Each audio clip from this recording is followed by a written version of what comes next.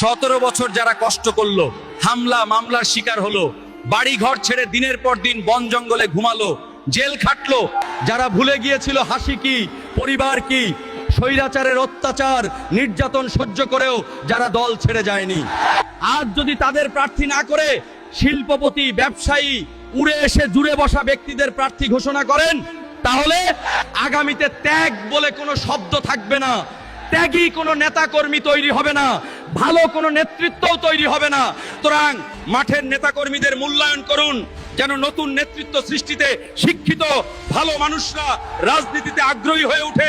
আমরা চাই প্রার্থিতার ক্ষেত্রে ত্যাগী যোগ্যদের সর্বোচ্চ মূল্যায়ন।